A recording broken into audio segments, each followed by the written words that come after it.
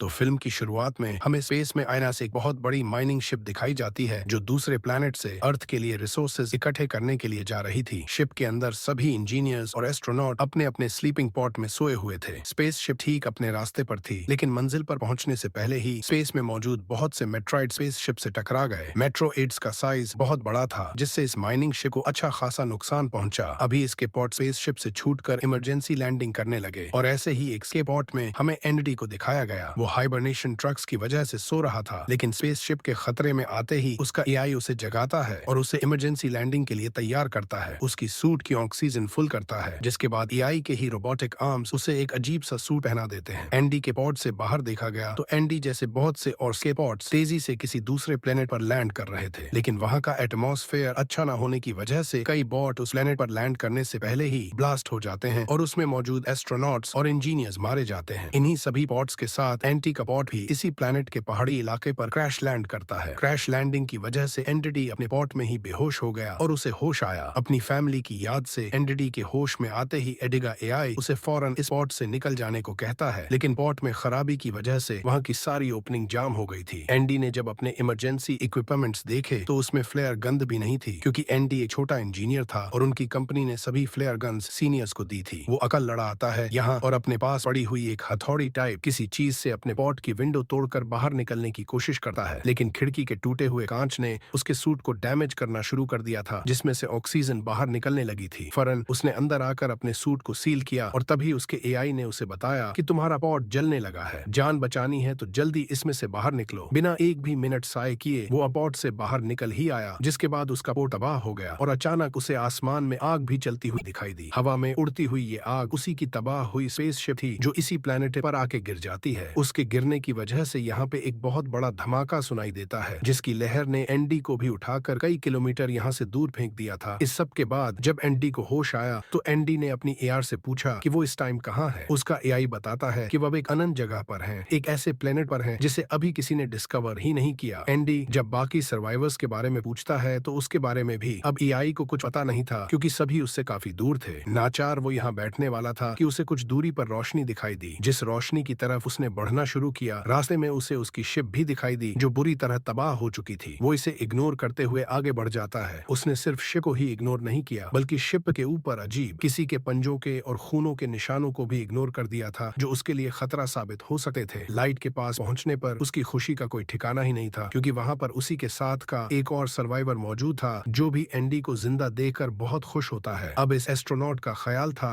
कि इन दोनों के अलावा कोई भी सर्वाइव नहीं कर पाया। डिवेन इनकी शिप के कम्युनिकेशन सेंटर में काम करता था और उसे अर्थ पे सिग्नल भेजना बहुत अच्छे से आते थे। उसने अर्थ पे सिग्नल भेजने के लिए यहाँ पर एक सेटअप भी लगा लिया था। वो एंडी को बताता है कि यहाँ से अर्थ आते तक एक पैगाम जाने में भी पूरे 8 माह लग जाएंगे और अर्थ से यहाँ तक कोई भी इमरजेंसी शिप आने के लिए पूरे 2 साल का वक्त लगेगा। लगभग 9 साल इन्हें यही रहकर सर्वाइव करना होगा और फिर कहीं जाकर उम्मीद बनेगी वापस अर्थ पर जाने की। ये सुनकर एंडी तो बस उदास ही हो गया, क्योंकि उसे लग रहा था कि वो लोग नहीं जा पाएंगे वापस। तब डिवन उसे हौसला देता है और कहता है कि अपने अंदर उम्मीद की किरण जलाए रखो, हम जरूर वापस जाएंगे। एंडी पूछ है हम सरवाइव कैसे करेंगे। जवाब में डिवन कहता है जितने भी लोग यहाँ पर मरे हैं हम उनके घोष पे पूरे 3 साल तक जिंदा रह सकते हैं, क्योंकि यहाँ पर ठंड भी काफी ज्यादा है और ऐसे में डेड बॉडीज खराब भी नहीं होंगी ना। चाहते हुए भी एंडी को उसकी सारी बातें माननी पड़ती हैं। इन्हीं बातों के दौरान एंडी का पांव एक वायर में फंसता है और वायर इक्विपमेंट से उतर जाते हैं, जिसे लगाने के लिए एंडी पीछे मुड़ जाता है। जब वो वायर लगा रहा था तो हमें देखने को मिला एक अजीब बड़ी सी क्रिएचर ने उसके साथी के ऊपर हमला करके वो उसे वहां से ले गए। और एंडी ने जब बीच देखा तो उसका साथी कहीं भी नहीं था। वो कंफ्यूज हो गया कि आखिर इतनी जल्दी कोई गायब कैसे हो सकता है। वो तो चला गया था, लेकिन अब एंडी को तो अर्थ पर मैसेज भेजना था। वो डवेन के बताए हुए तरीके से उसकी मशीन इस्तेमाल करता है और अर्थ पर मैसेज भेज देता है। यहाँ से उसने टन की गन भी ले ली थी, क्योंकि आगे चलने पर ये इसके बहुत काम आने वाली थी। आगे बढ़कर यहाँ रहने के लिए एंडी अब कोई ठिकाना ढूंढ रहा था, लेकिन दूर दूर तक उसे कोई ठिकाना नजर नहीं आता। उसका एआई उसे बताता है कि उसके सूट में अब इतनी ज्यादा ऑक्सीजन भी नहीं रही। ये सुनकर उसकी फ्रस्ट्रेशन और बढ़ जाती है और वह जोर जोर से चिल्लाने लगता है, लेकिन तभी उसके रेडियो पर उसे किसी की आवाज सुनाई दी। यह नाओमी की आवाज थी, उसकी सीनियर एस्ट्रोनॉट जो भी सर्वाइव कर गई थी। इस टाइम नाओमी उससे कांटेक्ट करके और उसे बताती है कि मेरी डंग मेरे पॉट में फंस गई है, प्लीज आकर मुझे बचाने में मेरी मदद करो। लेकिन एंटी का एआई स्कैन करके बताता है कि नवमी का पॉट उससे इतना दूर है कि 2 दिन उसे चलकर जाने में लग जाएंगे और इतनी ऑक्सीजन उसके पास नहीं है। तब नाम उससे कहती है, तुम मेरे पास आओ, मेरी मदद करो, मेरे पास ऑक्सीजन काफी है जिससे हम दोनों जिंदा रह सकते हैं। अपने एआई की बातों को इग्नोर करते हुए वो नामी की जान बचाने के लिए निकल चुका था। दिन से रात हो गई, चलते चलते वो थक भी गया और तभी उसे अचानक पीछे से खौफनाक किसी के गुर्राने की आवाज आई। पीछे मुड़कर जब उसने देखा तो उसे तो वहाँ कोई नजर नहीं आ रहा था। उसने एआई को भी स्कैन करने को कहा, लेकिन एआई भी अंधेरे में ज्यादा कुछ नहीं स्कैन कर पाया और एआई ने वजह बताई कि कंपनी ने जूनियर्स को पुराने मॉडल का एआई दिया था जो अंधेरे में ज्यादा स्कैनिंग नहीं कर सकते और यह सब उन्होंने पैसा बचाने के लिए किया था। यह सुनकर एंडी को और शौक लगता है। एंडी को लग रहा था कि यहाँ कहीं कोई क्रिएचर है, लेकिन एंडी ने इसे अपना वहम समझा क्योंकि कोई क्रिएचर अभी तक उसने अपनी आंखों से नहीं देखी थी। घड़ी आगे बढ़ने पर उसे जमीन पे अजीबोगरीब होल दिखाई दिए जो किसी के पांव के निशान लग रहे थे। इनका पीछा करते हुए वो आगे पहुंचा तो उसे एक बहुत बड़ा होल दिखाई दिया और वो समझ गया कि यहाँ पर मकड़ी की तरह की कोई केच रहती है और ये बात वो नाओमी को भी इन्फॉर्म कर देता है। डर कर वो यहाँ से भागने वाला था कि तभी उसके एआई ने स्कैन करके बताया कि उसके बहुत से मेंबर्स यही आसपास उसके इर्द गिर्द ही हैं। वो देखता है कि उसके वो मेंबर्स चलते हुए उसके करीब भी आ रहे थे और जब वो रेडियो के जरिए उनसे कांटेक्ट करने की कोशिश कर रहा था तो किसी ने भी उसे रिस्पॉन्ड नहीं किया और वो समझ गया कि जरूर उसके सभी साथियों को इंसाइडर जैसे एलियंस ने हमला कर कर खा लिया होगा और उनके पेट के अंदर से ही ये सारे सिग्नल आ रहे हैं। अभी वो यही सब सोच रहा था कि उसे दोबारा से वही खौफनाक आवाजें अपने आसपास से सुनाई देने लगी, जैसे कोई क्रिच एलियन उसकी तरफ बढ़ रही हो। वो अपने हेलमेट की लाइट भी बंद कर देता है और वहीं छुप जाता है, लेकिन क्रिएचर शायद अभी भी उसे देख पा रही थी। वो उसकी तरफ बढ़ रही थी जिससे बचने के लिए एंडी अपने हाथ में पकड़ी हुई फ्लेयर गन से उसके ऊपर हमला कर देता है। जहाँ रोशनी होने पर सारी क्रिएचर्स उसे देख लेती हैं और सभी उसके पीछे पड़ जाती हैं और ऐसे उसे ये बात पता चल जाती है कि एलियंस रोशनी में उन्हें ज्यादा अच्छे से देख पाएंगे। खैर, जितने भी एलियंस उसके पीछे पड़े थे उनसे बचने के लिए यह भागने लगा और भागते भागते एक बड़ी सी पहाड़ी से नीचे गिर गया। हैरानकुन तौर पर इतने बड़े हादसे के बाद भी एंडी बच गया था। ऊपर से वो क्रिएचर उसके ऊपर गुलरा रहा था क्योंकि वो क्रिएचर नीचे नहीं आ सकता था और उसके पेट में हम 4 एंडी जैसे और लोगों के भी सिग्नल देख पा रहे थे। यहाँ गिरने के बाद एंडी का सूट फट चुका था, उसके सूट से ऑक्सीजन बाहर निकल रही थी, इसीलिए वो लगातार अपने एक्सप्रे से अपने सूट को सील करता है और तभी उसे रेडियो में किसी की आवाज सुनाई देती है। ये डडविन था जिसे हमने पहले भी देखा था। ट्विन उसे कहता है, मेरी मदद करो, मैं इस क्रिएचर से लड़ रहा हूँ। एनडीपी ये जानकर हैरान हुआ था कि ड्वेन अधक जिंदा है, लेकिन अभी उसके अंदर इतनी हिम्मत नहीं थी कि वह पहाड़ी पर चढ़कर दोबारा उस क्रिएचर के पास जाए और डन की मदद करे। तब नाओमी उसे हौसला देती है और कहती है, मैं चाहती हूँ तुम थक तो गए होगे, लेकिन तुम्हें ट्विन की मदद करनी चाहिए ताकि हमारे सर्वाइवल के चांसेस और बढ़ जाए। यह सोचकर और नाओमी की बात मानते हुए वो पहाड़ी के ऊपर चढ़ने लग जाता है। ऊपर पहाड़ी पर चढ़ने के बाद उसने देखा कि ड्वेन बड़ी बहादुरी से एक टाइम में दो क्रिएचर से लड़ रहा और फ्लेयर गन से उनके ऊपर हमला कर रहा था। उसने जैसे ही एंटी को देखा तो थोड़ा सा डिस्ट्रैक्ट हो गया और पीछे से आने वाली एक क्रिएचर ने उसे पकड़कर मार डाला। यहाँ पर क्रिकेटर्स भी एंडी को देख चुके थे। वो लोग अब एंडी की तरफ उसे मारने के लिए पड़ते हैं और एंडी को बचाने के लिए यहाँ नाओमी अपने एआई के जरिए बाकी सारे पॉट्स का एआई सिस्टम ऑन ऑन कर देती है, जिनसे उन सभी पॉट्स की लाइट ऑन ऑन हो जाते हैं और ये सारी की सारी क्रिएचर उन पॉट्स की तरफ डिस्ट्रैक्ट हो जाते हैं और ऐसे एंडी को भागने का मौका मिल जाता है। भागते हुए एंडी एक अजीब सी जगह पर आ गया था। ये जगह पहाड़ों के दरमियान बनी बेइंतहा खूबसूरत थी। यहाँ पर पर्पल गनर के जुगनू थे। कुछ देर के लिए तो एंटी इनकी खूबसूरती में खो गया। अचानक एक जुगनू आकर उसके हेलमेट पर सच पंचर बैठ गया। हेलमेट पर बैठते ही उस जुगनू का रंग लाल हो गया और ऐसे ही बहुत सारे जुगनू अब उसके सूट पर भी आकर बैठ गए। सूट पर बैठते ही इन सारे जुगन ने उसके सूट को डैमेज करना शुरू कर दिया था, जिससे वो जान गया कि ये जुगनू भी खतरनाक है। इसीलिए फौरन इन जुगन को अपने सूट से हटाते हुए वो यहाँ से भाग निकला। भागते हुए अब उसका पांव एक अजीब से गड्ढे में आ फंसा था। उसने देखा कि ये कोई गड़ा नहीं था बल्कि एक मनस्टर ही था, एक बड़े से मुंह वाला मनस्टर जो उसे पकड़कर निकलने लगा। एंडी को बहुत बुरा लग रहा था। उसके पेट के अंदर उसकी पेट की चीजें देखकर एंटी को उल्टी भी आने वाली थी और घुटन भी हो रही थी। उसे हार्ट अटैक आने लगा। उसकी ये कंडीशन देकर उसका एआई उसको फौरन ही करंट देता है, जिससे उसकी अपनी हालत भी बेहतर हो जाती है और उसके साथ साथ ये शौक इस एलियन क्रिएचर को भी लग जाता है, जिससे ये एलियन क्रिएचर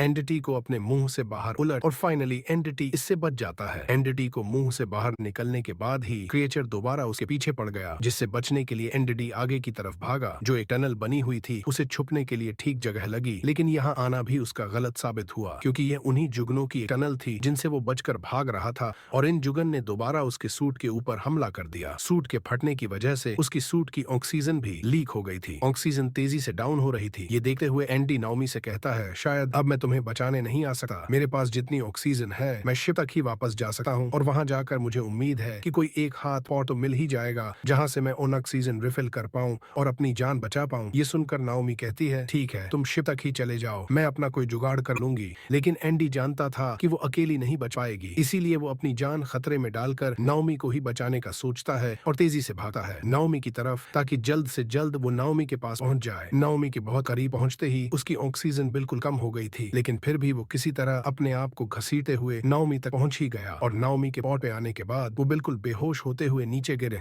मगर नाओमी फौरन अपने पाउट का दरवाजा खोलकर एंडी को अंदर ले लेती है और ऑक्सीजन मिलने पर एंडी को होश आ जाता है। यहाँ एंडी देखता है कि नवमी का पांव फंसा हुआ था, इसीलिए वो निकल नहीं पा रही थी। वो एंडी के पांव को जब निकालने की कोशिश करता है तो हिंडी को बहुत दर्द हुआ। यहाँ पे कोई ऐसी चीज भी नहीं थी जिससे ये लोग उसके पांव को छुड़ा सकते। तब नाओमी की इमरजेंसी केस को खोलकर 2-4 चीजों को मिलाते हुए एंटी एक लीवर बनाता है और उसकी मदद से वो नाओमी की टांग को बाहर निकालने में कामयाब हो जाता है। इतना बुरा फंसने की वजह से उसकी टांग हल्की सी फ्रैक्चर हो गई थी, लेकिन ये तो शुक्र था कि उसकी जान बच गई। ये लोग अब अपने रिपेयरिंग स्प्रे और फ्लेयर गन को लेकर यहाँ से बाहर निकलते हैं। जहाँ बाहर निकलते ही बहुत सारी क्रिएचर्स ने उन्हें आसपास से घेर लिया था। उनसे बचने के लिए इन दोनों को यहाँ से भागना था, लेकिन नाओमी की तो पांव में दर्द था। तब उसका एआई उसे एक हाई डोज मेडिसिन इंजेक्ट करता है जिससे उसे दर्द का एहसास ना हो और ये लोग भागते रहते हैं। इन्होंने अक्लमंदी ये दिखाई कि अपनी डायरेक्शन को शिप की तरफ रखा और आखिर ये लोग शिप के उस हिस्से तक पहुंच गए जो थोड़ा सा ठीक हालत में था। यहाँ पर नाओमी इसी तरह शिप के कंपार्टमेंट को खोलने की कोशिश करती है और थोड़ी ही देर में वो कामयाब भी हो जाती है। अब ये शिप के अंदर गए थे कि बहुत सारे क्रिएचर इनके पीछे आ गए और नाओमी ने फौरन शिप का दरवाजा बंद कर दिया से उसके रिचे का आधा जिस्म कट के रह गया। यह देखकर एंडी को उल्टी आने वाली थी, लेकिन उसने बहुत मुश्किल से अपने आप पर कंट्रोल पाया और आगे की तरफ बढ़ा। इन लोगों ने काफी देर बाद सुकून का सांस लिया था। इससे पहले कि यहाँ पर कुछ बातें कर पाते, इन्हें देखने को मिलता है कि इनकी स्पेसशिप के अंदर पहले से ही 1-2 गरिया चर आकर बैठ गई थी जो अब इनके पीछे पड़ जाती हैं। इनसे बचने के लिए ये लोग जल्दी से एक और कबन में जाकर वहाँ का दरवाजा बंद कर लेते हैं और इन्हें पता चलता है कि यहाँ पर आकर तो इन्होंने सबसे बड़ी गलती कर दी, क्योंकि ये एक गैस चेंबर था। बेबसी में एनडीडी दरवाजे को मारने लगा, लेकिन कि दरवाजा अब खुल नहीं रहा था। यहाँ फंसने के बाद इनके पास कोई और रास्ता नहीं था सिवाय इसके कि ये लोग आपस में ही एक दूसरे से बातें करें। नाओमी उससे कहती है, तुम इतने नाम उम्मीद क्यों हो, हर वक्त मरने की बातें क्यों करते हो? जिस पर एंटी कहता है, मरना ही बेहतर है। नाओमी उससे कहती है, मैं जानती हूँ इसके पीछे कोई बहुत बड़ी वजह होगी क्या, तुम्हारी फैमिली। ये सुनकर वो उसे अपनी फैमिली की वीडियो दिखाता है। एक हैप्पी फैमिली थी उसकी वाइफ और बेटा उससे बहुत प्यार करते थे, लेकिन एक दिन उनका एक्सीडेंट हुआ जिसमें वो दोनों मारे गए और एंडी बच गया। एंडी उसे कहता है, वो सब मेरी ही गलती थी, मुझे मर जाना चाहिए था, लेकिन उनको नहीं। ये सुनकर नाओमी कहती है, जो होता है अच्छे के लिए ही होता है। ये लोग अब एक दूसरे को यहाँ पर गले लगाते हैं क्योंकि इन्हें लग रहा था कि ये इनकी जिंदगी के आखिरी लम्हे हैं। लेकिन तभी नाओमी नोटिस करती है कि एंटी के सूट पर वो जुगनू थे जो पहले भी उसके सूट पर हमला कर रहे थे। वो इन जुगनू को उठाती है और अपने दरवाजे पसे में इनसे फेंकते हैं, जिससे ये जुगनू दरवाजे के साथ साथ दरवाजे के पीछे खड़े एलियन के ऊपर भी हमला कर देते हैं। जो एलियन बार बार इस दरवाजे को तोड़ने की कोशिश कर रहा था, अब दरवाजा खुल चुका था। इन्हें यहाँ से बचने के लिए कहीं और भागना था। ये लोग जब बाहर की तरफ भागे तो एक और क्रिएचर इनके पीछे पड़ गई। इससे ये लोग कैसे जान छुड़वाते? तब नाओमी को एक आइडिया आता है। वो कहते हैं कि हम लोग इस स्केटबोर्ड के नीचे ले जाकर मार देंगे, लेकिन इमरजेंसी स्केटबोर्ड के छूटने में भी 15 मिनट लग जाते थे। इसीलिए ये लोग प्लान बनाते हैं और एंडी डिसाइड करता है